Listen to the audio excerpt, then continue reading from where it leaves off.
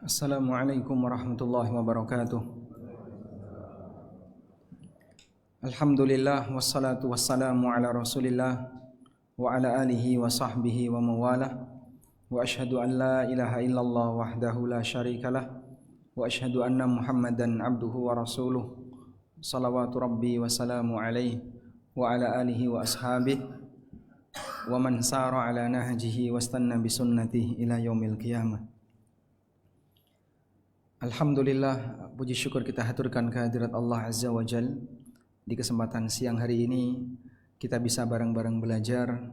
Semoga Allah memberikan kita manfaat dari apa yang kita pelajari.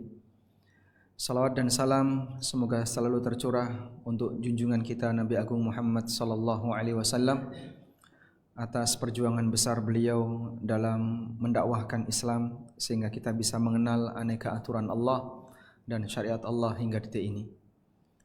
Bapak Ibu yang kami hormati, biasanya kajian ini diselenggarakan di rumah Pak Zaki. Namun kali ini diselenggarakan di masjid sehingga kelihatan gelondang. Gelondang itu bahasa Inggrisnya apa ya? Kosong. Karena biasanya kalau di rumah kan lebih terbatas sehingga kelihatan padat. Karena di masjid jadi kelihatan seperti kosong. Baik, dan karena waktu kajian kita terbatas, maka saya berharap Anda tetap konsentrasi maksimal, tapi jangan sampai ngorok ya. Itu kesepakatan kita. Sudah makan siang, kemudian adem, nyender, usia lanjut. Biasanya kalau adem, ayem, merem. Nah, ini temanya kalau yang disampaikan di pengumuman itu kan dua, waris dan utang piutang. Waris dan utang piutang. Saya dua-duanya punya buku tentang itu. Jadi ada buku seputar masalah waris. Saya juga ada buku seputar masalah utang piutang. Kalau pengantar ilmu waris kayak gini ya. Nah, ini yang waris. Kemudian ada juga buku tentang utang piutang. Kalau utang piutang yang tadi ini. Nah, mana tadi? Yang utang piutang. Nah, yang ini ya. Ada orang utang. Tadi waktu duha sempat bahas buku Adang Orang Utang ini, kajian 1,5 jam. Warisnya lebih gede daripada buku ini. Jadi kira-kira waris butuh 2 jam. Totalnya 3,5 jam. Cukup insya Allah. Baik, jadi milih yang mana ini? Waris atau utang? Waris. Baik, coba kita bahas yang waris terlebih dahulu. Karena Anda tidak bawa buku, maka mungkin mengandalkan catatan. Insya Allah nanti dominan saya berikan oret-oretan. Baik, belajar mengenai ilmu waris, terlebih dahulu kita akan membahas proses perpindahan harta. Proses perpindahan harta dari ortu ke anak. Dalam syariat Islam, kepemilikan itu dihargai. Sehingga siapa yang memiliki harta, maka orang lain tidak berhak untuk turut memilikinya, kecuali melalui perpindahan yang dilegalkan oleh syariat. Sehingga harta suami adalah milik suami, harta istri adalah milik istri, harta anak milik anak, harta orang tua milik orang tua. Tidak ada istilah harta suami otomatis milik istri, harta istri tetap milik istri. Tidak ada ya. Sebagaimana tidak ada istilah harta ortu adalah harta anak adalah harta ortu. Tidak ada istilah demikian. Sehingga siapa punya harta, dia yang paling berhak untuk memilikinya tanpa ada kepemilikan yang lain kecuali melalui proses yang diizinkan oleh syariat. Nah, proses perpindahan harta kita bahas yang pertama dari ortu ke anak. Nanti ada dari suami ke istri, dari anak ke ortu. Kita bahas dulu dari ortu ke anak. Para ulama menjelaskan bahwa harta bisa berpindah dari ortu ke anak itu melalui 3 cara. 1. Nafkah. 2. Hibah atau hadiah. 3. Waris. Sehingga anak berhak untuk memiliki harta dari ortu apabila dia menerimanya sebagai nafkah, menerimanya sebagai hibah atau hadiah, atau menerimanya sebagai waris. Dan masing-masing punya aturan yang berbeda. Ada aturan nafkah sendiri, ada aturan hibah, sebagaimana ada aturan waris sendiri. Baik, sekarang kita bahas yang pertama, untuk aturan nafkah. Mengenai aturan nafkah, secara sederhana, nafkah itu sifatnya wajib. Sehingga seorang yang berkewajiban memberi nafkah tapi tidak ditunaikan, maka dia berdosa. Nabi SAW bersabda, "Kafa bil mar'i ithman ayyudayyi'a may yaqut." Cukuplah seseorang itu melakukan perbuatan dosa apabila dia menyia-nyiakan orang yang wajib dia nafkahi. Yang kedua, nafkah itu sesuai kebutuhan. Oleh karena itu bisa jadi antara anak yang sehat walafiat dengan anak yang sakit-sakitan nafkahnya berbeda. Antara anak pertama dengan anak yang terakhir bisa jadi nafkahnya berbeda. Anak pertama terlahir tahun 80, di saat orang tuanya masih melarat, belum punya kerjaan, kemudian tinggal di kampung, sehingga mungkin nafkah untuk anak pertama sangat terbatas. Anak terakhir lahir tahun 2020, jauh sekali selisihnya ya. Ketika orang tuanya sudah menjadi pejabat misalnya, punya banyak fasilitas, tinggal di ibu kota, dan seterusnya, maka mungkin fasilitas yang diberikan kepada anak pertama dengan anak yang terakhir beda. Boleh nggak anak pertama protes? Dulu aku kehujanan, kemana-mana naik motor, kena angin. Sekarang kamu kemana-mana diantar sama mobil Alphard. Tidak pernah kehujanan, tidak pernah kepanasan, AC terus. Boleh nggak anak pertama protes ke anak yang terakhir? Ya? Boleh. Terus kalau boleh penyelesaiannya gimana? Kamu ganti rugi dong. Protesnya sama?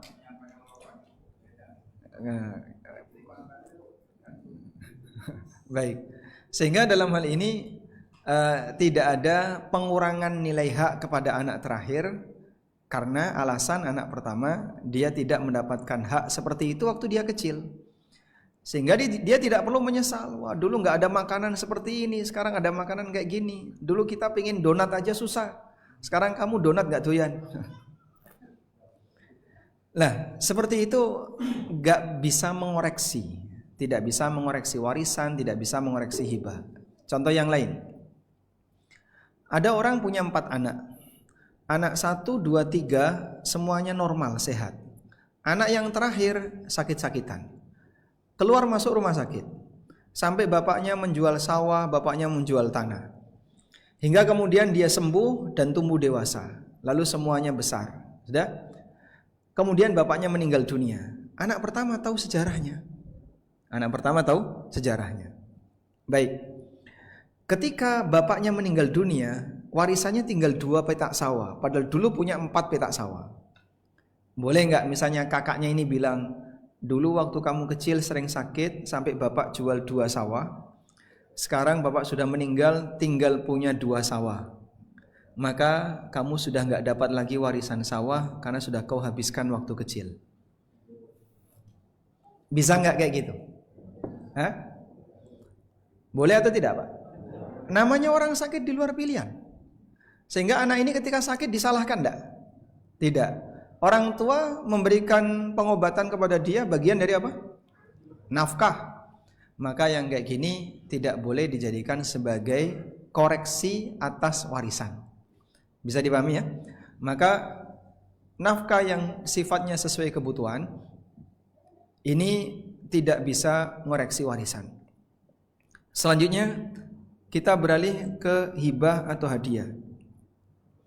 Untuk hibah atau hadiah ini sifatnya tidak wajib. Kemudian hibah atau hadiah itu di luar kebutuhan. Di luar kebutuhan. Sehingga hibah diberikan ketika kebutuhan primer dia sudah terpenuhi. Maka hibah itu sifatnya tambahan. Sebagai contoh misalnya, saya ditanya sama ibu-ibu, "Pak, kalau gelang, cincin, perhiasan yang dimiliki oleh wanita itu sebenarnya milik istri atau milik suami?" Istri nggak kerja dalam hal ini, murni sebagai ibu rumah tangga. Pertanyaannya, aneka perhiasan itu nafkah atau bukan? Bukan, karena itu bukan kebutuhan pokok. Kebutuhan pokok itu makanan, minuman, tempat tinggal, pakaian. Orang menyebutnya sandang, pangan, papan. Udah? Sehingga yang namanya perhiasan di luar kebutuhan pokok. Nah, maka apakah perhiasan itu milik istri? Tergantung niat suami ketika membelikan perhiasan itu. Kalau suami beli perhiasan itu lalu dihadiahkan ke istrinya, maka statusnya milik istri. Sebagai apa? Hadiah. Tapi kalau suami beli perhiasan, kalung 20 on, insyaallah, gelang 5 gram, cincin dan seterusnya, lalu dikasihkan ke istri, titip ya. Berarti status perhiasan itu adalah emas titipan yang dicentelkan di istri. Dicentelkan itu, Pak. Sehingga istrinya hanya jadi centelan untuk perhiasan-perhiasan yang dimiliki oleh suami. Berarti apakah itu dimiliki oleh istri? Tidak, karena statusnya titip. Nah, seperti ini kembali ke niat suami. Ini nanti kaitannya dengan masalah siapa yang berkewajiban bayar zakat untuk perhiasan tersebut. Apakah perhiasan itu zakatnya jadi kewajiban suami ataukah zakat jadi kewajiban istri? Tergantung dari siapa pemilik perhiasan itu. Makanya bapak-bapak yang memberikan perhiasan kepada istrinya bisa dipastikan ya, atau bisa ditetapkan dari sekarang itu titip atau hadiah. Nah, kalau titip berarti statusnya gimana? Milik suami, sehingga yang berkewajiban bayarkan zakat suami. Makasih. Tapi kalau itu hadiah berarti milik istri. Nanti perhitungan zakatnya dipisahkan. Suami zakat untuk hartanya sendiri, istri zakat untuk hartanya sendiri. Baik. Kemudian di sini ada satu aturan yang barangkali sering dilupakan oleh sebagian orang, bahwa hibah untuk anak itu sifatnya wajib sama. Sama dalam arti 1:1, sehingga laki dan perempuan tidak dibedakan. Loh Pak, katanya laki perempuan itu 1:2. 1:2 itu warisan. Kalau hibah 1:1. Sehingga aturan lidzakari mithlu hadzil unthayain yang Allah tegaskan dalam Al-Quran itu berlaku untuk pembagian waris. Kalau hibah sama 1:1. Sudah? Sehingga satu anak diberi hibah, maka anak yang lain wajib diberi hibah. Hibah anak pertama berupa rumah, maka anak yang lain juga berupa rumah yang senilai. Maka mungkin bisa jadi yang satu dikasih tanah di kampung lebih luas, yang satu dikasih tanah di kota lebih sempit. Tapi karena senilai tidak masalah. Sehingga kalau senilai boleh. Tapi kalau beda nilai ada dua pilihan, orang tuanya nambahi yang kurang, atau yang dapat kelebihan dia mengembalikan kepada saudaranya yang kurang. Baik. Kemudian hibah itu diberikan dalam posisi masih hidup. Diberikan dalam posisi masih hidup dan sehat. Kalau orang tua dalam kondisi sakit-sakitan menjelang wafat, kemudian dia bilang rumah ini jadi punya kamu, tanah ini punya kamu, itu statusnya wasiat. Para ulama menegaskan hibah yang dinyatakan menjelang wafat atau ketika yang bersangkutan sakit mendekati wafat, itu berstatus sebagai wasiat. Maka hibah yang sah sebagai hibah adalah dinyatakan ketika hidup dan sehat, diserahkan pada kondisi yang sama. Sudah? Lalu hibah tidak boleh digantungkan dengan kematian.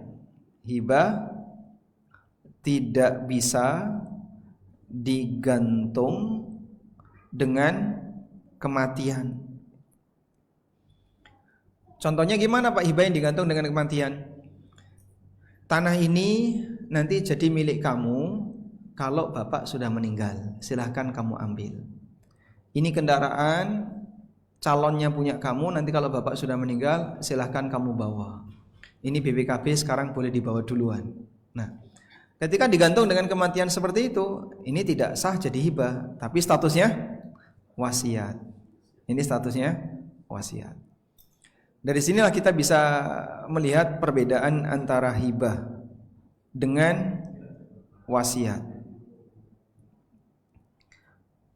Hibah itu dinyatakan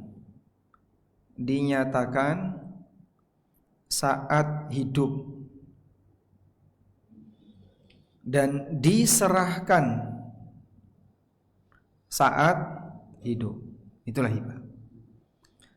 Sedangkan wasiat dinyatakan saat hidup, diserahkan setelah meninggal,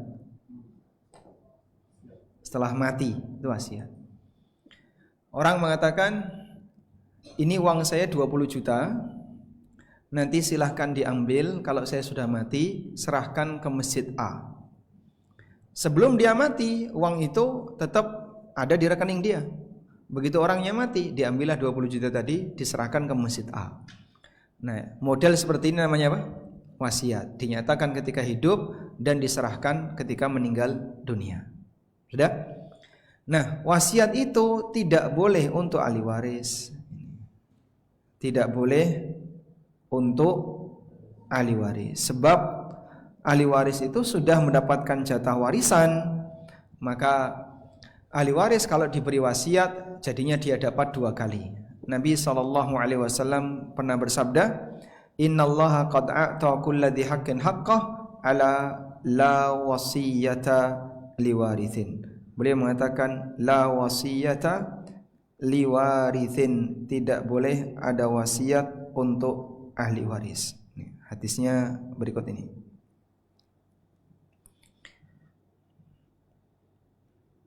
Dari Abu Umamah Al-Bahili radhiyallahu anhu, beliau mengatakan, sami'tu Rasulullah sallallahu alaihi wasallam yaqul fi khutbatihi.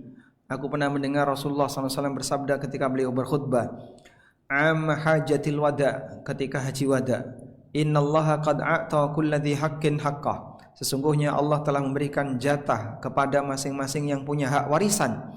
Fala wasiyata liwarithin, maka tidak ada wasiat bagi ahli waris. Hadis sahih riwayat Abu Dawud, Tirmidzi, Ibnu Majah, Ahmad dan yang lainnya. Baik.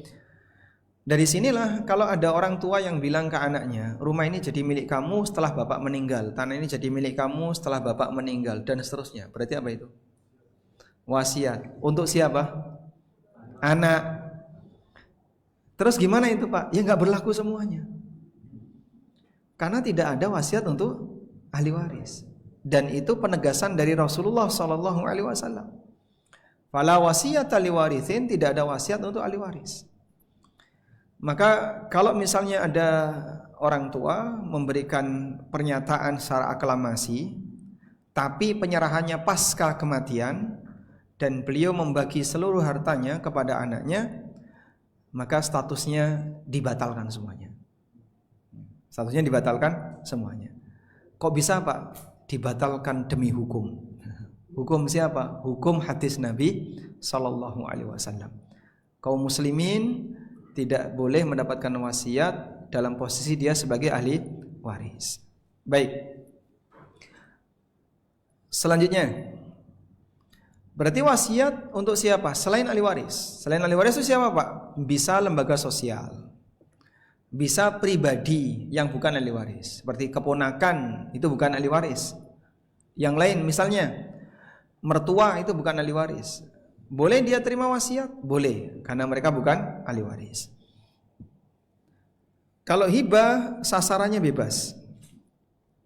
Hibah boleh untuk siapapun, baik ahli waris maupun selain ahli waris.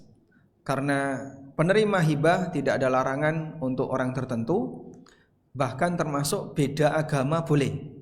Misalnya orang tuanya non-muslim, anaknya muslim, boleh memberikan hibah dari orang tua non-muslim kepada anak yang muslim.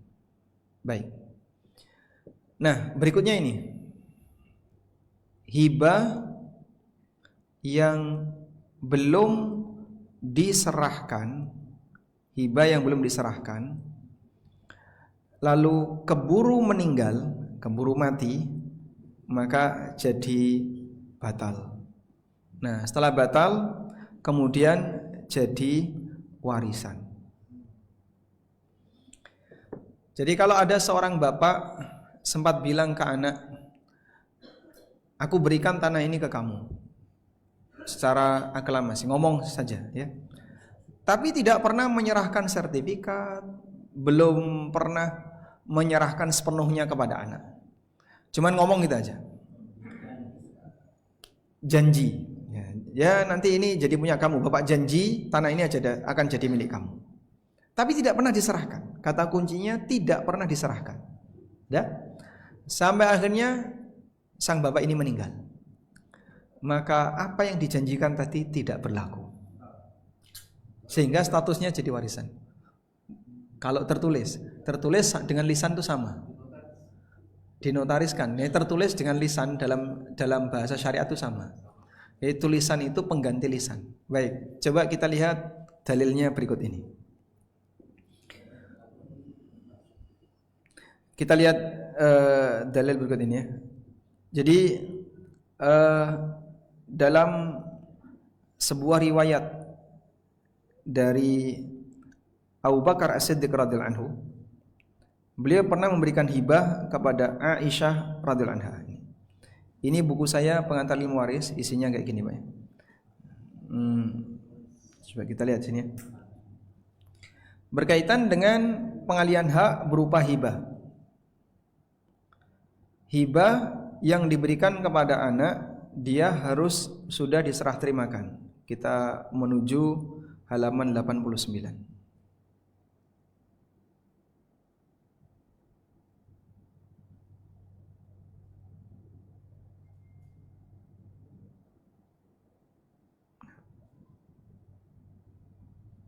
Ini halaman berapa? Oh baik, masih di atas. Nah, baik.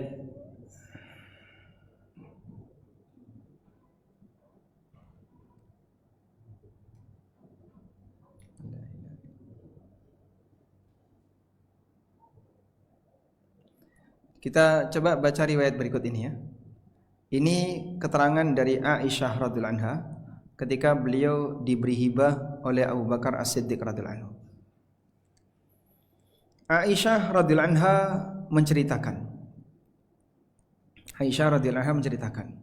bahwa Abu Bakar radhiyallahu anhu pernah menghibahkan untuknya 20 wasak makanan yang ada di Ghabah, di wilayah atau daerah Aliyah. Aliyah itu sebelah utaranya Madinah. Ketika Abu Bakar sakit, mendekati kematiannya, beliau mengatakan kepada Aisyah. Aisyah tinggal di Madinah. Waktu itu hibah dinyatakan di Madinah, tapi yang dihibahkan ada di Aliyah, yang ada di utara Madinah. Jadi belum sempat diterima oleh Aisyah. Lalu menjelang wafatnya, Abu Bakar mengatakan kepada Aisyah, "Ya bunayya, wahai putriku, inni kuntu nahaltuki jadda 20 wasaqa." Dulu aku pernah memberikan kepada kamu 20 wasak makanan yang ada di daerah Aliyah. Walau kunti jadattihi wahtastihi, andaikan dulu kau sudah menerimanya, kana laki, maka itu jadi milikmu. Wa innama huwal yauma malun waris. Namun hari ini status harta itu, makanan itu adalah harta warisan. Wa innama huwa akhwaki wa ukhtaki, sehingga itu menjadi milik saudara dan saudarimu. Faqtasimuhu ala kitabillah, maka bagilah sesuai dengan aturan Allah. Paham ya? Jadi Abu Bakar sudah pernah menyatakan, kamu saya kasih ini, udah. Kemudian sampai akhirnya Abu Bakar menjelang wafat, itu belum diterima oleh Aisyah. Maka Abu Bakar pesan, ya sudah, status hibahnya jadi batal, maka kembali jadi warisan. Nah kalau sudah jadi waris, berarti yang lain punya hak yang sama sebagaimana dia. Baik, insya Allah bisa dipahami ya. Jadi di posisi ini, apabila hibah itu belum diserahkan, lalu yang bersangkutan sudah meninggal dunia, maka status hibahnya jadi batal dan nanti jadi warisan. Baik, makanya kalau orang tua serius mau menghibahkan sesuatu kepada anak, seharusnya segera diserahkan, jangan ditunda penyerahannya. Karena penundaan penyerahan dalam hal ini bisa beresiko hibah itu jadi batal. Baik, sekarang kita beralih ke masalah warisan. Jadi tadi kan ada 3 ya, 1 nafkah, 2 hibah atau hadiah, yang ketiga warisan. Nah, wasiat maksimal 1/3. Nabi SAW membatasi Sa'ad bin Abi Waqqas ketika berwasiat, ats-tsulutsu was-tsulutsu katsir. 1/3 itu boleh dan 1/3 sudah banyak. Jadi kalau bapak mau berwasiat kepada masjid, lembaga sosial, atau ke orang yang bapak cintai tapi bukan ahli waris, misalnya ke keponakan atau sepupu atau siapapun, keseluruhan harta. Nah, maksimal ya. Ada yang nunggu wasiat. Tetangganya. Nah, boleh, wasiat ke tetangganya boleh ya.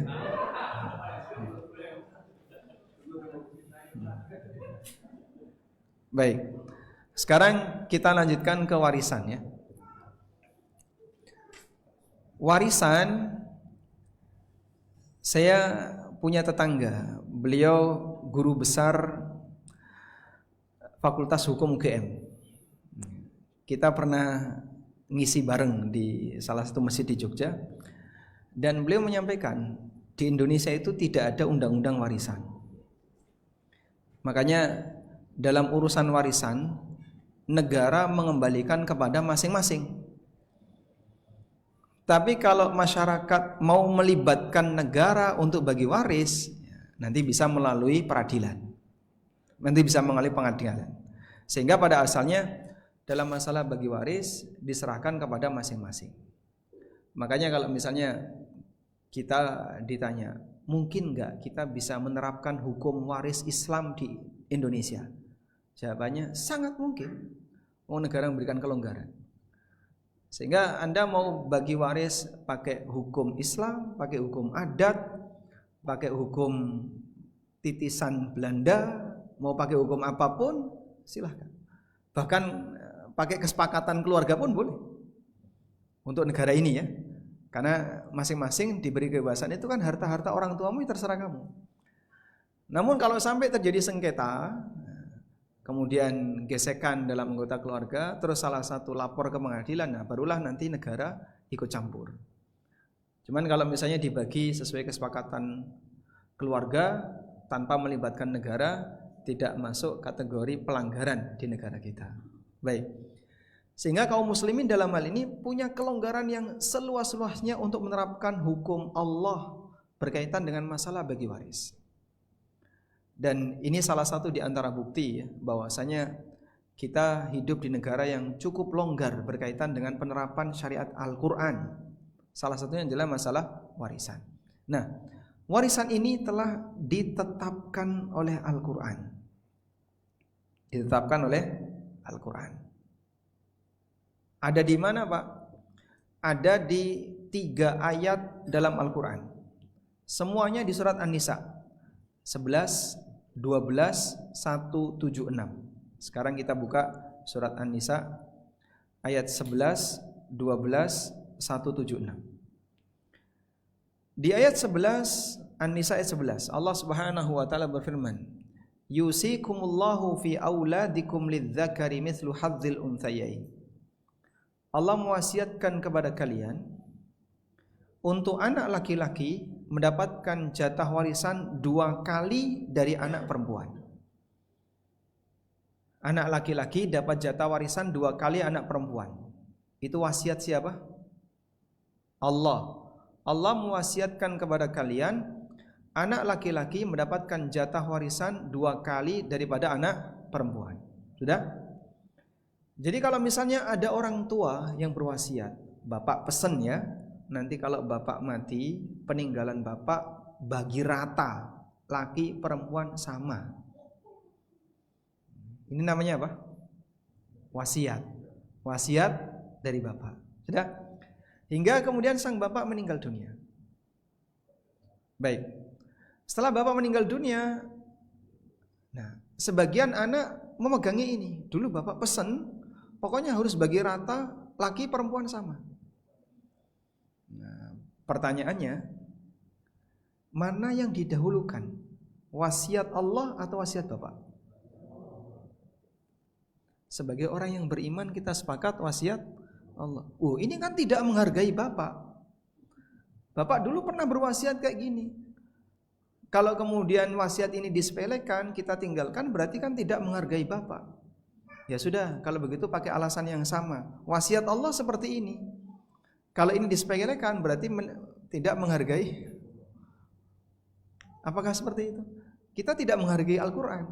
Mana yang lebih parah dampak buruknya? Sebagai orang yang beriman, ini akan sangat berbahaya. Maka anak yang berbakti gimana? Anak yang berbakti, apabila bapak berwasiat yang tidak sesuai dengan hukum Al-Quran, maka anak yang berbakti memohonkan ampun untuk bapak. Ampunilah bapakku ya Allah, karena beliau tidak ngerti sehingga beliau sampai berwasiat seperti itu. Lalu dikoreksi yang benar seperti ini. Sebab Al-Quran menyatakan anak laki-laki dapat jatah 2 kali dibandingkan anak perempuan. Yusikumullahu fi auladikum lidzakari mithlu hadzil unthayain. Baik.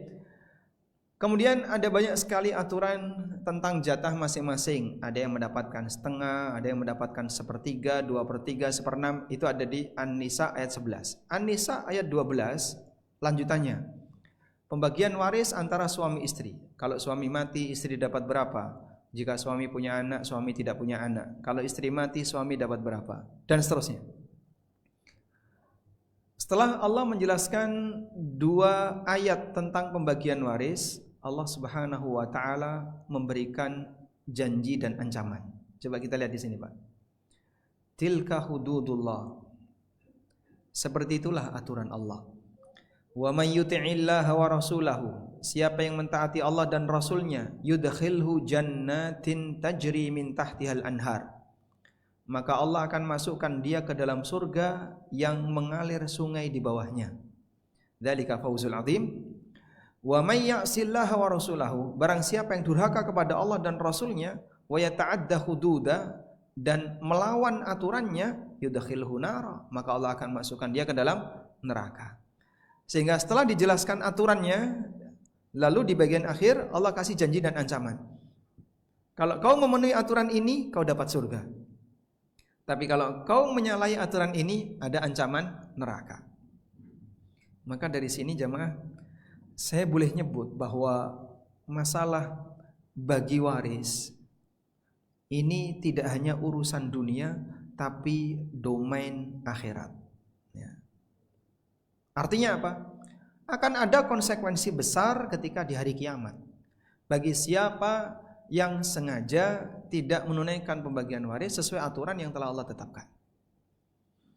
Sehingga bisa jadi ya, mohon maaf, ada sebagian di antara ahli waris mendapatkan jatah lebih banyak dengan cara yang tidak berhak. Dia mungkin bisa merasa aman ketika di dunia, saudaranya nggak nuntut, atau mungkin nggak berani nuntut, atau keluarganya semuanya pada diam saja, dia bisa menikmati dalam jumlah banyak, yang lain nggak bisa nuntut. Aman dia, sampai mati dia aman. Apakah urusan selesai? Urusan selesai? Tidak. Mungkin akan berlanjut sampai hari kiamat. Maka orang yang mendapatkan harta haram, baik harta di lingkup keluarga maupun harta yang lain, bisa jadi dia dalam posisi aman, tidak ada yang berani nyentuh dia, sehingga dia bisa menikmati harta itu dan dia tidak dihukum, padahal itu harta haram. Namun urusan belum selesai, sebab akan ada kehidupan yang kedua pasca kehidupan dia di dunia, dan di kehidupan yang kedua manusia akan diadili oleh Allah Subhanahu wa taala. Baik. Oleh karena itulah kalau ada sebagian orang yang mungkin terasa keberatan, saya sebenarnya keberatan kalau mau menerima aturan seperti ini. Ya, maka kita sampaikan, dia mungkin beralasan, ini kan harta-harta bapak saya. Warisan-warisan bapak saya, punya bapak saya. Kenapa kok yang situ ikut-ikutan ngurusi harta bapak saya? Ya kita nggak ikut ngurusi, cuman kita menjelaskan kayak gini aturannya.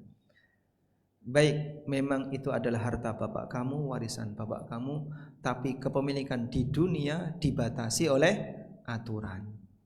Kepemilikan di dunia dibatasi oleh aturan, dan kita mengakui itu. Sehingga kepemilikan di dunia tidak mutlak. Bahkan dalam hukum manusia saja itu bisa membatasi kepemilikan orang lain. Misalnya bapak punya sawah 1 hektar pinggir jalan, statusnya lahan hijau. Ini sawah saya, tak bangun hotel, boleh pak?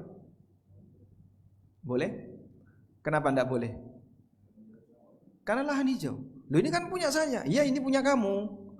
Tapi kamu kalau mau bangun harus statusnya diganti kering dulu jadi lahan kuning, kemudian kau harus ngurus IMB dulu, ini dulu, perizinannya panjang. Kepemilikan manusia dibatasi oleh aturan manusia. Lalu kenapa Allah nggak boleh ikut ngatur dalam kepemilikan harta manusia? Sehingga kadang ada sebagian orang yang mau mengakui aturan manusia berkaitan dengan aktivitas dia pribadi, tapi dia tidak mau mengakui aturan agama berkaitan dengan aktivitas dia. Nah, ini berarti dia bersikap tidak adil. Karena itu, jika kita mau mengakui ini ada undang-undangnya, ada aturannya, harus dipenuhi. Oke, sami'na wa ata'na, kita siap. Tapi di saat yang sama ini ada syariat Islam yang seharusnya aturan kamu harus seperti ini. Oh, enggak boleh, ini terserah saya. Kok bisa? Padahal di sini ada hukum, sama-sama hukum. Cuman yang satu dia mau mengakui, yang satu mungkin dia tidak mau mengakui. Baik. Selanjutnya, warisan itu sifatnya otomatis. Warisan itu sifatnya istilahnya ijbari. Ijbari itu artinya otomatis. Otomatis itu apa, Pak? Tidak perlu akad, sehingga terjadi dengan sendirinya. Misalnya si A dia punya harta begini ya, dan A ini punya ahli waris, ada anak, ada istri, ada saudara, intinya ahli waris. Udah?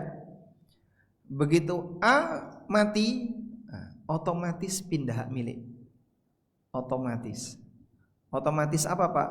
Pindah hak milik. Pindah hak milik jadi milik siapa? Milik ahli waris. Sehingga harta tadi otomatis pindah hak milik jadi milik ahli waris. Walaupun si A nggak pernah cerita kalau ternyata beliau punya banyak simpanan. Walaupun si A tidak pernah cerita kalau beliau punya tanah di sana, punya tanah di sini. Begitu si A mati, ketahuan semuanya. Oh, bapak punya sertifikat ini, bapak punya sertifikat ini, punya lahan di sini, dan bapak nggak pernah ngomong. Anak punya hak nggak terhadap warisan itu? Punya. Kenapa? Otomatis. Makanya warisan tidak bisa dibatalkan. Warisan tidak bisa dibatalkan. Sehingga misalnya si A jengkel banget sama anak pertama, langsung dia vonis anak pertama, keluar kamu dari rumah ini. Aku tidak mengakui kau sebagai anak. Nanti kalau bapak mati, kau nggak dapat warisan. karena sudah tidak diakui sebagai anak. Nah, terus aku anaknya siapa, Pak? Tidak tahu. Waduh. Kau dulu tidak tahu keluar dari apa? Dari batu apa dari...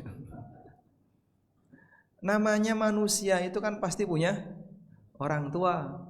Dan ketika dia terlahir melalui akad nikah yang sah, selamanya akan jadi anak. Sehingga pernyataan kau tidak aku akui jadi anak ya percuma saja, itu tidak akan pernah terjadi. Anak tetap anak dan tidak bisa dibatalkan. Baik. Nah, pada posisi ini apakah dia tetap dapat warisan? Tetap dapat warisan enggak? Tetap. Sehingga pasca bapaknya emosi tadi kemudian memarahi anaknya, terus anaknya diusir, tidak diakui sebagai anak, sejam berikutnya mati. Karena emosinya memuncak.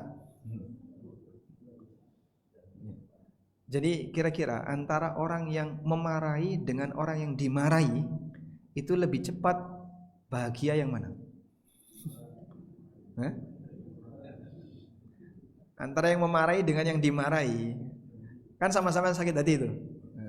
Kemudian sakit hatinya mulai reda. Lebih cepat yang mana? Yang memarahi atau yang dimarahi? Yang memarahi, bukan yang dimarahi. Yang dimarahi sakit hati. Tapi nanti kan lama-lama mereda, Pak. Yang memarahi sakit hatinya juga lama-lama mereda. Lebih cepat mana? Bapak lebih suka memarahi atau dimarahi? Kalau ibu-ibu lebih suka memarahi atau dimarahi? Memarahi. Nah, itu manusiawi ya. Baik. Kita lanjutkan. Nah, pada posisi itu ketika orang tuanya emosi kemudian dia sampai mati, maka apakah anak yang diusir jadi anak tadi tetap dapat warisan? Tetap, sebab tidak bisa dibatalkan. Bahkan sampai perceraian itu jika dikondisikan untuk menghalangi sang istri dapat warisan, dia tidak bisa membatalkan warisan. Jadi misalnya ada orang yang sakit-sakitan, dia jengkel sama istrinya, lalu dia pingin istrinya nggak dapat warisan. Di tengah dia sakit, wahai istriku, aku ceraikan kamu. Cerai itu batasnya berapa, Pak? 3. Aku ceraikan kamu 100 kali. Oh, itu sudah lebih dari 3 kan?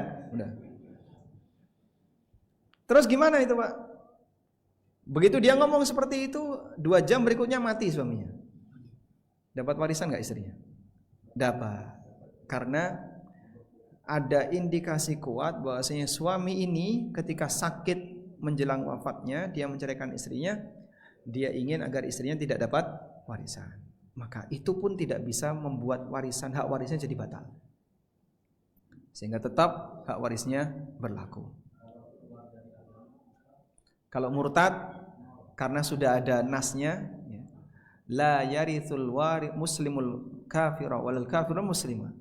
Muslim tidak bisa mendapatkan warisan dari non-muslim, non-muslim tidak bisa mendapatkan warisan dari muslim. Ya, nggak dapat. Ya. Coba ini. Anak di luar nikah, sebentar dulu ini. Ya la yarithul muslimul kafir wal kafirul muslimah. Ini teks hadisnya ya. Hadis riwayat Bukhari Muslim. La yarithul muslimul kafira. Orang muslim tidak berhak dapat warisan dari orang kafir, walal kafirul muslimah, dan orang kafir tidak dapat warisan dari orang muslim. Mungkin di zaman sahabat kasus seperti ini banyak sekali, Pak. Sahabat itu kan terjadi peralihan dari yang dulu zaman jahiliyah kemudian masuk Islam. Sehingga contoh dulu jauh lebih banyak daripada sekarang. Anak di luar nikah. Pertanyaannya, anak di luar nikah itu anak atau bukan? Anak apa namanya? Iya. Ada hamil di luar rahim itu ada. Nah, jadinya anak di luar nikah itu statusnya apa? Kapan sebuah nasab itu diakui? Kapan sebuah nasab itu diakui? Nasab karena ikatan pernikahan. Jadi kalau di luar pernikahan, lalu apa bedanya dengan kambing? Kambing A kawin dengan kambing B, ada akadnya nggak itu? Hah? Nggak ada. Pakai mahar nggak? Mahar, Pak. Yang jantan dibayar. Kebalikan manusia kan? Kalau manusia yang perempuan dibayar ya. Sehingga kambing A kawin dengan kambing B, hamil. Baik. Dia nggak punya nasab. Manusia kalau seperti itu, jadinya gimana? Ya nggak ada nasab. Nah, apa bedanya? Ya sudah, ini dia jadikan sebagai nasab. Terus apa bedanya dengan binatang?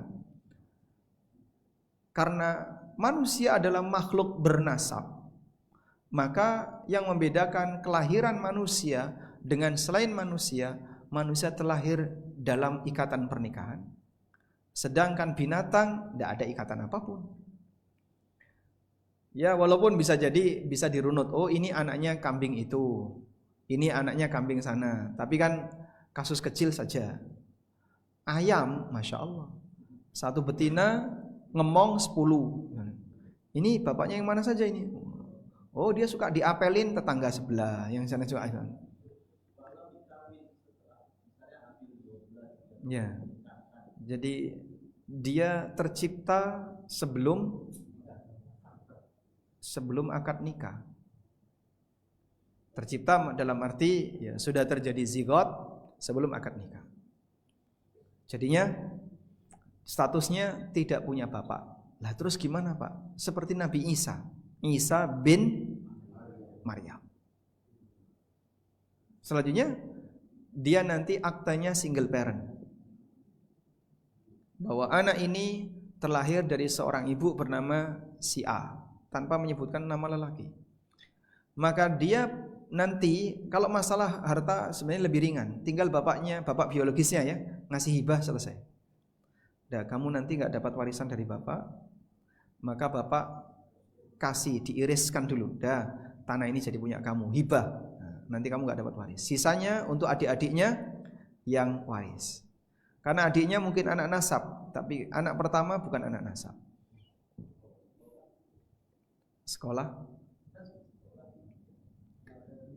bin ibunya, atau yang paling aman bin kakek dari ibunya. Nah, jadi tetap ada nama laki-laki, tapi itu adalah kakek dari ibunya. Sudah? Lanjut. Jadi karena warisan itu sifatnya ijbari, maka posisi warisan tidak bisa dibatalkan dan manusia hanya bisa mengikuti aturan yang sudah ada. Oleh karena itulah dalam urusan warisan kita tidak berkreasi, tapi Allah yang menyediakan aturannya. Aturan warisan itu manusia tidak berkreasi, tapi Allah yang menyediakan aturannya. Tinggal gunakan saja aturan yang ada. Baik, apa enggak melanggar aturan yang lain, Pak? Enggak ada yang berbenturan dengan aturan syariat Islam yang saya tahu. Sehingga Bapak kalau membaca buku tentang masalah warisan, ya, mungkin di lain waktu kita bawakan buku itu, Bapak baca dari ujung sampai ujung, tolong bawa ke ahli hukum. Cek di buku ini ada enggak yang melanggar aturan hukum di negara ini. Saya mungkin berani mengatakan tidak ada. Sebab di negara ini tidak ada hukum warisan. Ya walaupun negara memberikan kelonggaran ya. Orang mau bagi waris pakai hukum A, hukum adat, hukum peninggalan Belanda atau hukum yang lain terserah mereka. Namun pelaksanaan hukum syariat Islam sendiri di negara ini tidak berbenturan dengan aturan yang berlaku di negara ini. Sehingga negara tidak mewajibkan laki perempuan harus sama, enggak ada. Saya enggak tahu kalau di Singapura, katanya ada aturan itu. Bahwa kalau ada orang meninggal, laki perempuan wajib diberi jatah sama. Nah, kalau ada aturan itu di Indonesia, nah itulah baru kita katakan nanti mungkin penerapan hukum Islam tidak bisa berkaitan dengan masalah bagi waris. Baik, selanjutnya kita beralih kepada sebab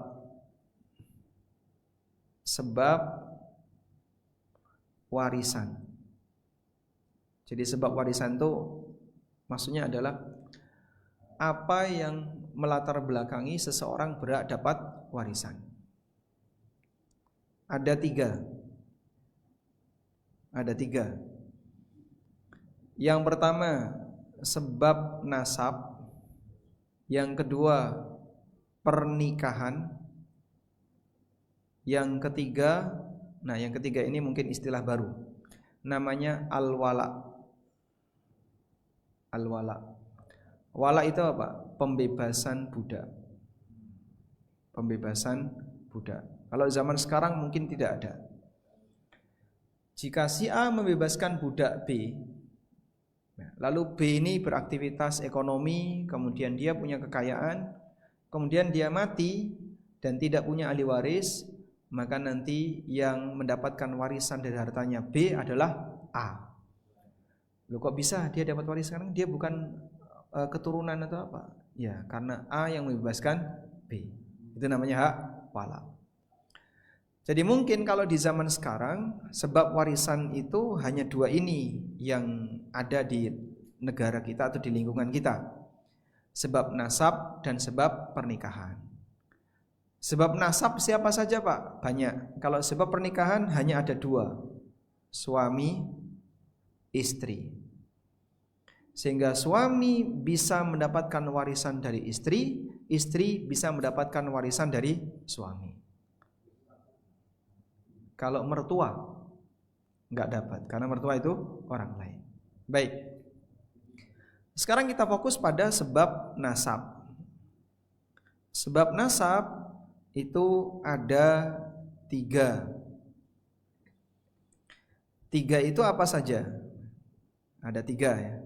Tiga itu adalah furu. Furu artinya keturunan.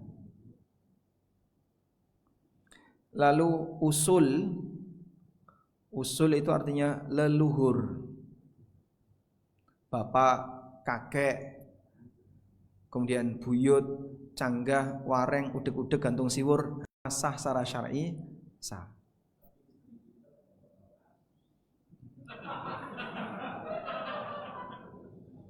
Itu kembali ke edukasi, Pak. Sudah bisa nyambung? Hah? Ayah nuntut, anak nuntut. Ya. Anak bunuh ayah biar dapat waris. Justru itu jadi penghalang untuk dapat waris. Ya.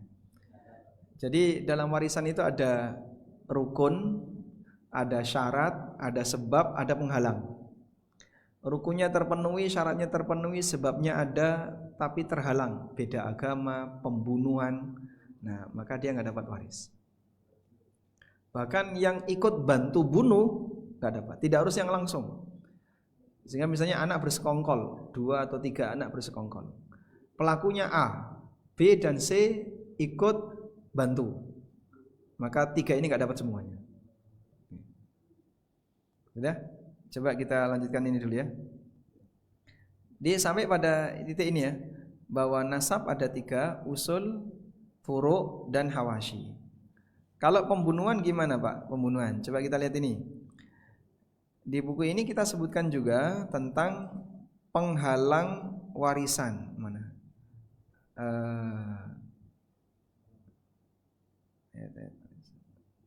Saya nggak hafal halamannya. Nah ini halaman 185, di halaman 190 ada penjelasan tentang penghalang warisan.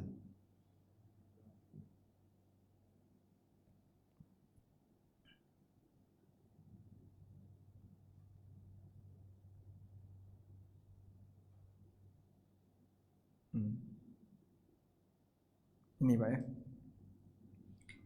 Penghalang warisan itu ada 3. Perbudakan, pembunuhan, beda agama. Perbudakan maksudnya ya kalau antara anak dan bapak statusnya beda. Misalnya dulunya dua-duanya budak, tapi yang satu dimerdekakan, yang satu belum. Terus bapaknya meninggal misalnya, maka anak nggak dapat karena beda status. Pembunuhan. Dari Abu Hurairah radhiyallahu anhu, Nabi SAW bersabda, al-qatil la yarith. Pembunuh itu tidak berhak dapat warisan. Sehingga anak yang membunuh orang tuanya, dia nggak berhak dapat warisan. Beda agama, tadi sudah kita sebutkan ya. La yarithul muslimul kafira walal kafirul muslimah. Muslim tidak bisa mendapatkan warisan dari orang kafir tidak bisa mendapatkan warisan dari Muslim.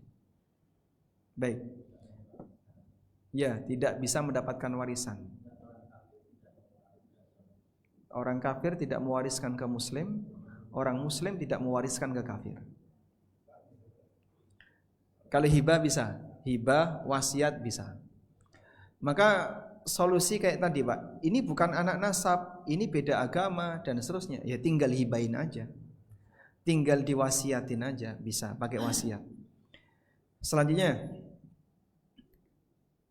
tadi ada 3 jalur ya, usul, furu', hawashi. Nah 3 jalur ini jika kita rinci jadi 4 jalur. Nah, 4 jalur pewarisan. 4 jalur pewarisan. 4 jalur itu kayak gini Pak. Jalur bunuwah. Jalur bunuwah dari kata banin, artinya anak.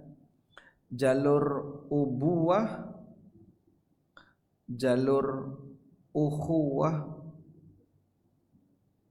dan jalur umumah. Jalur anak, jalur bapak, jalur saudara, dan jalur paman. Ada 4 jalur ini. 4 inilah yang manusia sekitar mayit yang berhak dapat warisan. Namun di sini ada urutan prioritas. Urutannya sesuai nomor ini.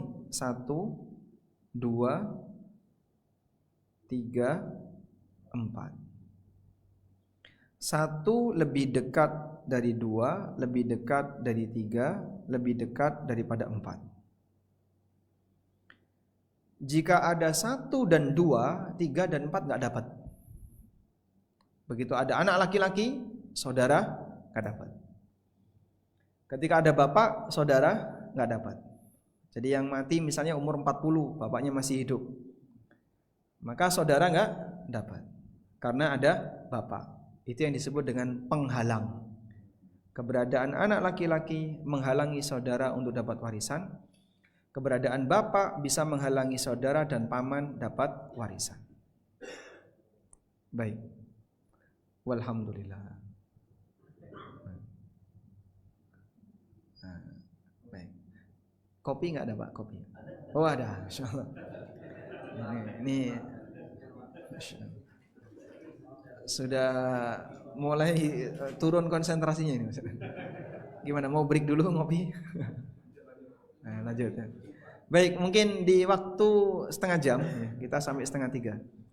Barangkali untuk diskusi. Teman-teman mungkin ada yang mau disampaikan, kasus boleh. Nanti coba kita sambil berlatih memecahkan kasus. Baik. Sebentar. Beliau saya jadikan sebagai hakim. Kalau ada angkat tangan lebih dari 1 silakan ditunjuk, Pak. Siapa duluan?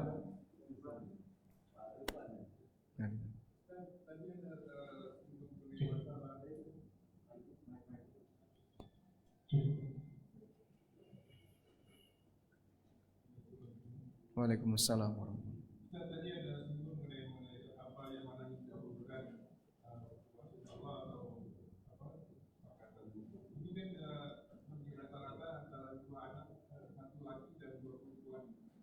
Iya.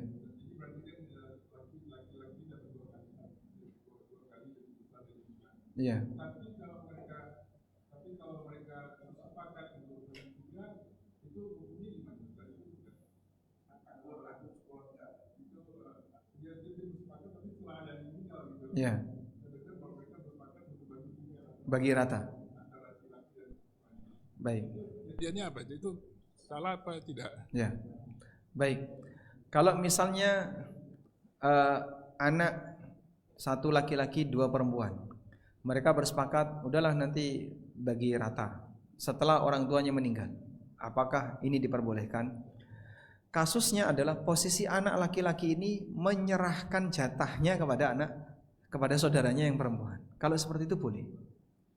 Sehingga dalam hal ini jika bersepakat di situ maksudnya adalah anak laki-laki dia menyerahkan haknya yang seharusnya misalnya bapak meninggal, istri sudah nggak ada, anaknya laki-laki 1, 2 perempuan. Berarti kan yang laki-laki dapat 50%, Pak, setengahnya. Yang perempuan dapat 1/4-nya masing-masing. Udah. Nilai warisannya 1 T. Berarti anak laki-laki ini dapat 500 M. Anak perempuan dapat 250 M. Karena mereka bersepakat dibagi rata, jatah anak laki-laki 500 tadi dikurangi. Sekarang dia cuma dapat 333 M. Nah, kalau dia tahu resikonya harta kamu sekarang berkurang sekian M, ya sudah tidak apa-apa. Yang sekian meter saya kasihkan ke adik saya. Nah, boleh. Baik, selanjutnya. Kalau ayahnya masih hidup tidak ada warisan, Pak. Karena warisan itu diserahkan dibagi setelah yang bersangkutan meninggal. Assalamualaikum, Ustaz. Waalaikumsalam. Ini ada kasus, Ustaz. Ini orang masih saudara-saudaranya sudah meninggal semua. Dia nggak punya anak, tapi ada keponakan semua ada. Itu jatuhnya kemana tuh warisnya? Pamannya. Atau kalau mungkin kan ada anak yang mati duluan dari orang tua, tapi dia udah punya anak berikutnya. Kemudian satu lagi, Ustaz. Ini banyak juga di kalangan, ada kawan-kawan saya, dia nikah lagi bawah tangan, tapi dengan berjanji bahwa dia nggak dapat waris, cuman apa yang diberikan itu jadi haknya. Boleh nggak itu, Ustaz? Ya, kesepakatan itu nggak berlaku, karena warisan tidak bisa dibatalkan. Curiga aja, temen saya, bukan saya. Oh. Dicurigai mau dicoba ya.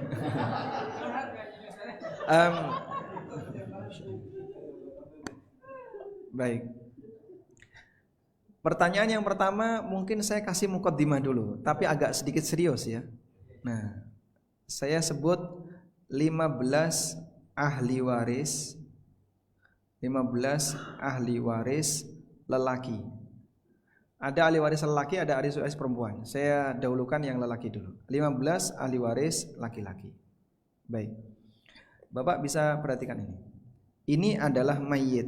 Jadi nomenklatur dalam pembagian waris itu acuannya mayit. Ada anak laki-laki, ada cucu laki-laki dari anak laki-laki. Cucu laki-laki dari anak laki-laki. Udah? Lalu ada bapak, ada kakek dari bapak. Nah, di sini kan ada kakek dari ibu ya, kita tulis. Kakek dari ibu, karena ibu beda jenis kelamin, maka saya gunakan warna yang berbeda. Ibu. Nah, di atasnya ibu ada kakek dari ibu. Nah, ada kakek dari ibu. Begini? Ya. Bapak kan nikah dengan ibu plus ibu, gini? Ya. Di atasnya ibu ada kakek dari ibu plus ibu. Baik, lanjut. Berikutnya ada saudara. Saudara kandung laki-laki. Ada saudara sebapak. Ada saudara seibu. Ada keponakan. Keponakan mayit, keponakan laki-laki. Ini juga ada keponakan laki-laki. Baik. Lalu ada saudara bapak. Berarti apa? Paman. Paman kandung. Kemudian ada paman sebapak. Lalu di sini ada sepupu. Ada sepupu. Baik. Sudah? Sekarang kita akan hitung. Betul nggak jumlahnya 15? Kalau nanti saya ngitungnya kurang dari 15, Anda boleh koreksi. Tapi sebelumnya saya mau kasih catatan dulu. Kakek ini tidak dapat. Statusnya namanya dzawil arham. Dzawil arham itu kerabat mayit yang dia nyambung ke mayit melalui seorang wanita. Jadi A nyambung dengan kakek melalui ibu. Statusnya dzawil arham. Baik, sekarang kita hitung ya. 1 2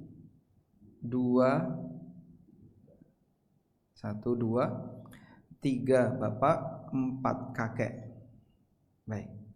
5 saudara kandung, 6 saudara sebapak, 7 saudara seibu. Selanjutnya 8 keponakan, 9 keponakan juga, 10 paman, 11 paman sebapak, 12 sepupu dari paman kandung, 13 sepupu dari paman sebapak. Kurang Pak, katanya 15. Baik. 14 suami. Suami adalah ahli waris laki-laki. Ya? 15 ada satu lagi yang belum. Orang yang membebaskan budak. Nah, itu kalau dalam bahasa ringkasnya disebut mu'tik. Nah, baik. Sekarang Bapak ketemu kasus tadi. Si A meninggal, tidak punya anak, tidak punya istri, tidak punya saudara. Yang dipunyai apa? Ponakan. Ponakan dapat. Yang laki-laki saja, yang perempuan nggak dapat. Hah?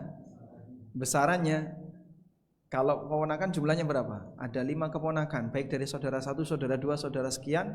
Dan jumlahnya total keponakan ada 5 bagi rata, laki-laki semua. Yang perempuan nggak dapat. Nah, saudaranya meninggal duluan, tetap dapat. Keponakan masih hidup? Masih. Nah, kalau saudaranya masih hidup, malah saudara yang dapat, keponakan nggak dapat.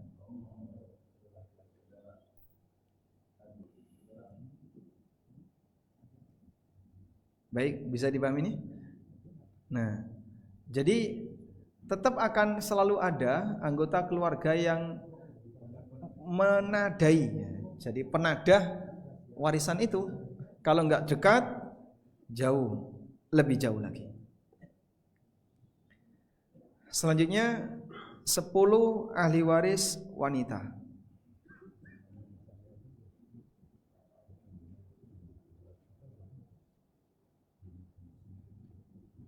Ahli waris wanita lebih sedikit daripada yang laki-laki. Sekarang coba kita rincikan ya. Si A meninggal. Ada anak perempuan.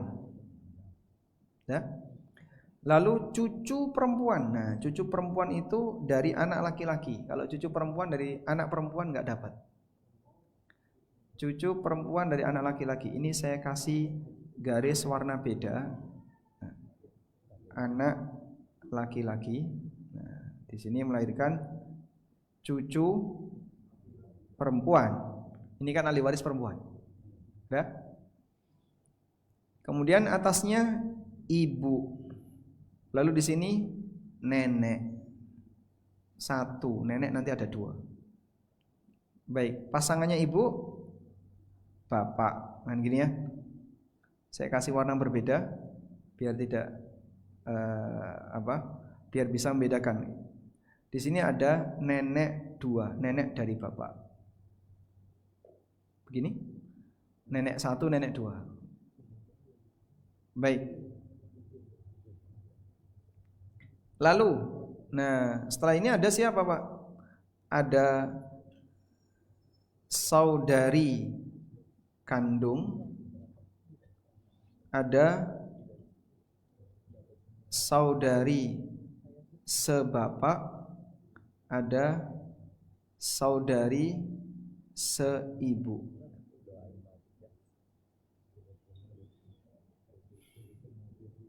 Baik, sudah? Keponakan dari saudari nggak dapat. Jadi adanya ini. Sekarang kita hitung ya. 1, 2, 3, 4, 5, 6, 7, 8. 9 istri.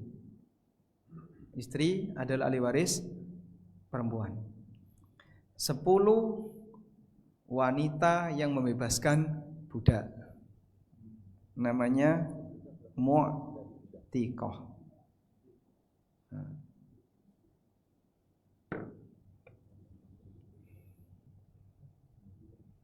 Baik. Nah, kalau belajar waris ujiannya ini. Jelaskan 15 ahli waris laki-laki dan 10 ahli waris perempuan. Ini harus hafal, Pak.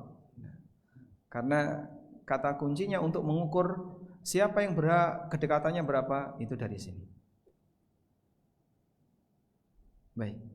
Bulan depan usianya. Anaknya mati duluan.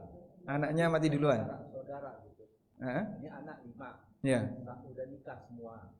Udah punya keturunan gitu. Ya, punya cucu. Yang si A mati duluan sebelum bapaknya. Ya. Cucunya tetap masih ada.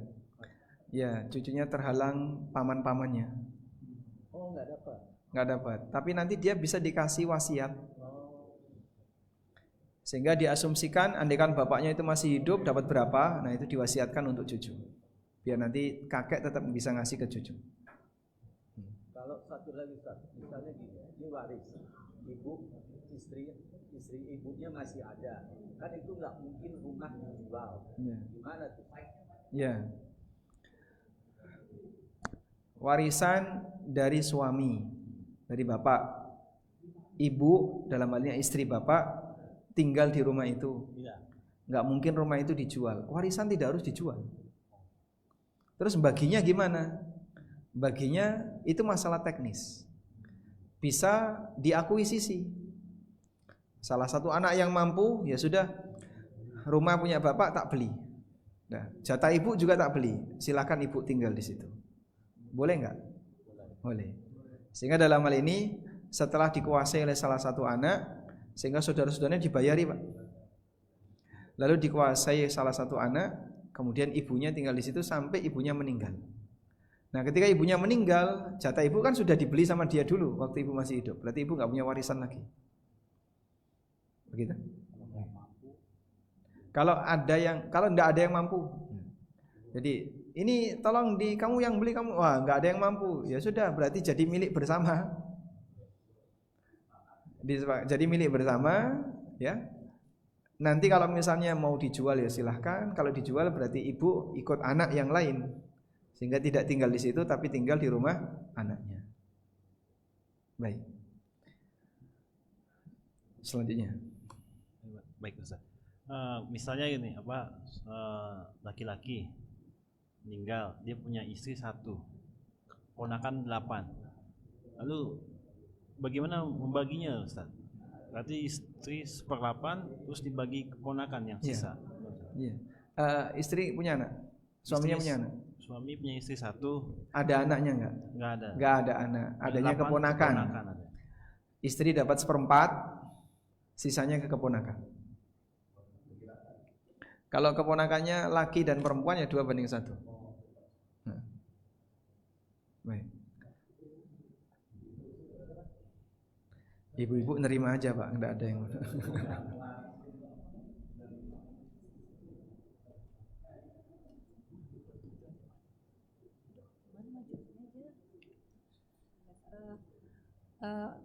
Pak Ustadz, saya mau tanya pertama tentang hibah. Tadi dikatakan bahwa hibah yang belum diserahkan dan sudah keburu wafat maka jadi batal. gitu ya, dan menjadi waris. Apakah yang sudah diucapkan oleh yang sudah meninggal itu menjadi hutang bagi dia, atau karena sudah menjadi waris tidak ada hutang?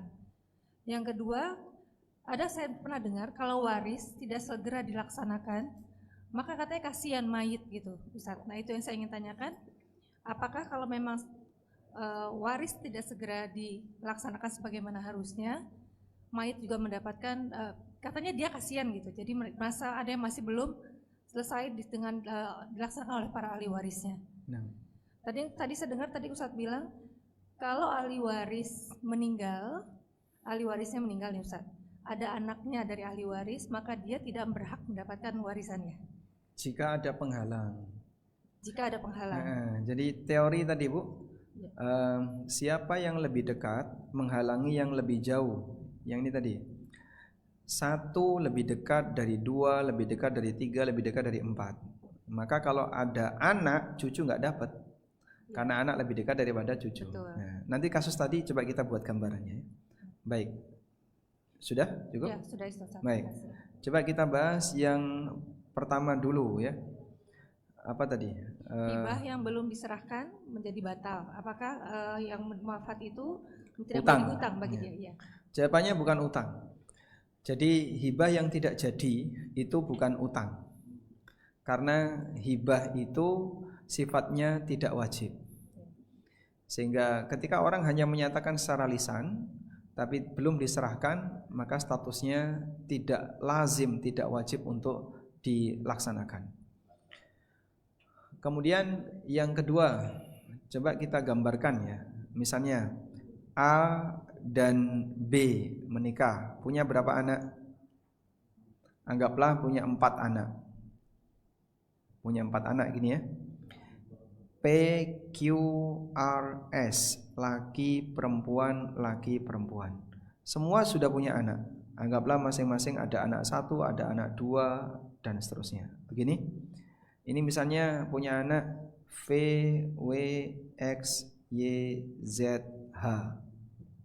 Nah, kasusnya P meninggal tahun 2020 awal pandemi. A meninggal 2025 pasca pemilu.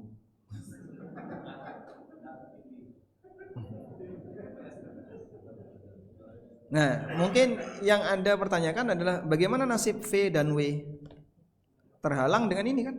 Nah, ada anak laki-laki di sini, sehingga status dia kan cucu, walaupun bapaknya sudah nggak ada ya, tapi anak yang lain kan ada, sehingga keberadaan anak yang laki-laki menghalangi cucu untuk dapat warisan. Maka VW tidak dapat warisan dari A, namun VW dapat warisan dari P, dari bapaknya.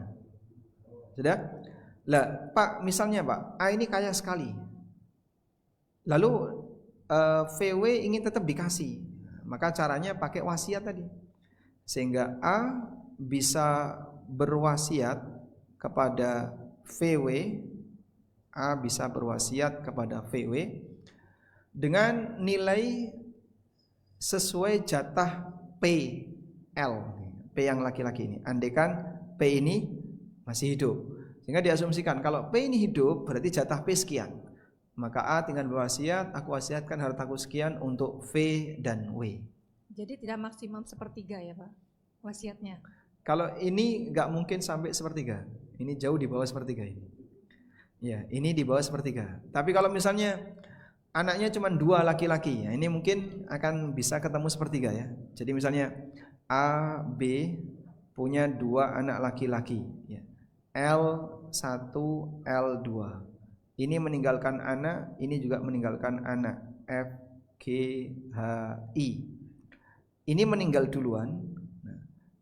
A meninggal 2025, yang ini 2020 misalnya. Berarti sebenarnya jatah L1 dan L2 berapa? Masing-masing kan setengah ya? Setengah bagi rata. Ya. Ini lebih dari sepertiga, maka nanti untuk F dan G hanya maksimal sepertiga. 2/3 ke sini. 2/3 nanti dikuasai oleh L2 ini. Gitu? Baik. Cukup, ada lagi? Nah, silakan. Hah? Oh, ya, mayat. Apakah menunda warisan membahayakan mayat? Jawabannya tidak. Mayat sudah nggak ngurusi lagi. Dia udah tinggalkan harta itu, kan tadi secara otomatis ya, karena Allah yang bagi. Sehingga dia sudah tinggalkan dan dia tidak bertanggung jawab dengan. Kecuali utang. Kalau utang yang belum lunas dibawa mati, maka kewajiban ahli waris adalah melunasi utang itu sebelum bagi waris. Sebab Allah Subhanahu wa taala menegaskan dalam Al-Qur'an, mim ba'di wasiyatin yusi biha audain. Coba Bapak lihat ini. Allah taala mengatakan, Anda lihat di baris ketiga ya, dari bawah. Baris ketiga dari bawah. Kana lahu ikhwatun fali ummihi sudus mim ba'di wasiyatin yusi biha audain. Warisan itu ditunaikan setelah wasiat dilaksanakan dan utang dibayarkan. Maka kalau wasiat belum diselesaikan, utang belum dibayarkan, tidak boleh bagi waris. Nah. Selanjutnya. Assalamualaikum Ustaz. Waalaikumsalam warahmatullahi. Afwan mau menanyakan tentang hibah yang apakah menjadi waris atau tidak Ustaz. Yang pertama, kan tadi Ustaz menyampaikan bahwa kalau hibah kepada anak itu harus sama rata ya Ustaz. Iya, Jadi, satu misal, dikasih, yang lain harus dikasih. Iya. Misal ada seorang orang tua yang misalnya memberikan hibah kepada anaknya, tapi qadarullah misalnya ada anaknya yang belum dapat. Misal bapak berjanji memberikan rumah ke anak ketika lulus kuliah gitu. Anak pertama lulus kuliah dibelikan rumah, anak kedua dibelikan rumah. Nah, anak ketiga belum lulus kuliah, Bapaknya meninggal. bapak meninggal. Atau karena alasan-alasan lain, Ustaz. Nah, itu apakah kemudian anak ketiga itu berhak meminta hibah itu sebagai hibah, atau dia itu sudah jatuh jadi waris? Karena statusnya tadi anak yang lain sudah sempat dapat. Yang kedua, Ustadz, jika posisi anak mengetahui bahwa orang tua misalnya pernah menerima hibah, misalnya ini sekarang dari sisi anak dari yang penerima hibah. Anak penerima hibah ya. Nah, misalnya orang tuanya pernah menerima hibah dari kakek gitu. Ya. Tapi kemudian dia tahu bahwa Saudaranya. paman-pamannya tidak menerima. Nah, itu apakah kemudian, dan orang tua sudah meninggal, nah, apakah anak ini menjadi menanggung Harus ngoreksi tanggungan itu pemberian hibah itu. jika ada konsekuensi yang perlu dilakukan? Baik, Masya Allah. Jazakallah khairan. Barakallah. Saya bacakan dulu hadis berikut ini ya. Ada dua sahabat, anak dan bapak, namanya Nu'man bin Bashir. Nu'man anak, Bashir ini bapak. Nah, Nu'man bin Bashir ini bercerita, A'tani abi atiyatan, bapakku memberikan hibah kepadaku. Faqalat Amrah bintu Rawaha, lalu Amrah bintu Rawaha, istrinya, mengatakan, La arda hatta tushhida Rasulullah sallallahu alaihi wasallam. Aku tidak ridha sampai kau jadikan Rasulullah sallallahu alaihi wasallam sebagai saksi.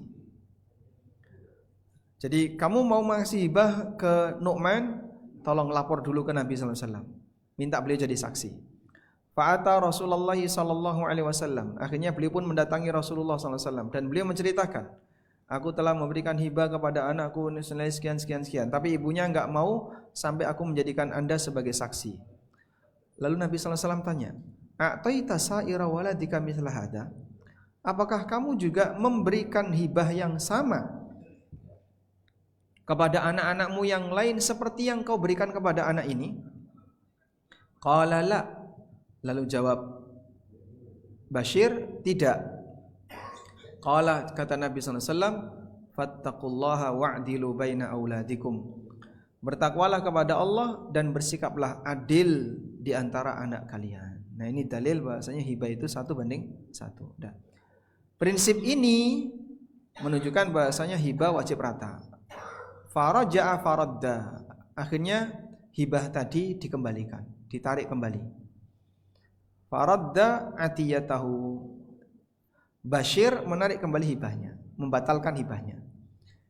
Oleh karena itu kalau ada anak dapat hibah, ya, tapi anak yang lain nggak dapat, pilihannya dua, anak yang lain dikasih, atau yang kedua hibah pertama tadi dibatalkan. Jika yang lain tidak ridho, jika yang lain tidak ridho. Baik. Tapi kalau yang lain ridho, nggak ada masalah. Yang lain ridho contohnya apa? Ada anak yang dia ABK, ya. Sehingga ini anak butuh harta lebih banyak untuk perawatannya. Bapaknya takut nanti dia akan ditelantarkan oleh saudaranya kalau tidak dikasih pegangan lebih banyak. Maka bapaknya ngasih hibah kepada anak ABK ini lebih banyak. Tapi dipegang oleh saudaranya, tolong rawat ini harta adikmu atau kakakmu. Boleh seperti itu Pak? Boleh.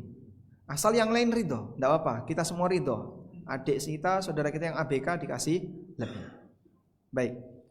Nah, pada posisi yang sama, kalau hibah dengan ketentuan nikah, nikah dikasih rumah. Anak TK tidak mungkin dikasih rumah, tunggu dia nikah. Kakaknya yang pertama udah nikah kasih rumah. Adiknya yang TK ya tunggu dia nikah kasih rumah. Oh masih panjang Pak, ya ditunggu aja. Ternyata belum sempat nikah bapaknya meninggal. Maka ada dua pilihan. Satu, diiriskan dari warisan. Atau yang kedua, kakaknya yang dapat tadi mengembalikan sebagian kepada adik. Sehingga yang saya terima ini kalau dibagi dengan adik, berarti misalnya ada 4 anak, berarti bagi 4, maka rumah ini jadi milik berempat. Sehingga hibah bapak tidak dibatalkan, tapi hibah bapak yang sudah ditunaikan dibagi rata. Itu kalau adik-adiknya tidak ridho. Tapi kalau adik-adiknya ridho, oh tidak apa-apa itu biar buat kakak, itu hadiah untuk kakak. Kita ridho, cukup dengan warisan saja, nggak jadi masalah. Nah. Sama halnya untuk kasus hibah yang sudah diberikan oleh kakek kita ke orang tua kita. Dulu bapak kita dikasih sama kakek, tapi paman-paman yang lain nggak ada yang dikasih. Dan Anda percaya dengan laporan dari para paman yang mereka menyampaikan, kami belum dikasih hibah sama kakek, tapi bapakmu dikasih. Nah, paman ridho nggak dengan itu? Ya kita pengen, kita juga mau minta. Ya sudah, berarti hibah yang pernah diterima bapak dibagi rata, walaupun bapak sudah meninggal dunia. Dikoreksi dulu, sudah. Jatah bapak baru jadi turun waris. Sementara jatah saudaranya bapak wajib dikembalikan ke saudara bapak, karena itu bukan harta bapak. Dipahami insyaallah? Alhamdulillah. Baik. Pertanyaan. Ya, sekarang jam 2:30 ya.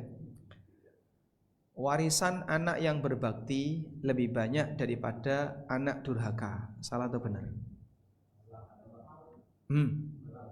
Salah. Kenapa salah? Hah? Karena besar kecilnya warisan bukan atas asas kebaktian, tapi aturan Allah. Allah sudah bagi, ya sudah. Sudah? Sehingga anak laki-laki 4, semuanya laki-laki. Pertama paling berbakti, terakhir paling nakal, paling durhaka. Warisannya sama. Anak yang pertama, oh nggak boleh protes dia. Loh kan saya paling berbakti. Kebaktian kamu diganti pahala, bukan warisan. Sehingga anak berbakti untuk pahala, bukan anak berbakti untuk dapat jatah warisan. Wallahu a'lam. Baik, walhamdulillahirabbil alamin. Mungkin itu yang bisa kita sampaikan. Asar kurang berapa menit?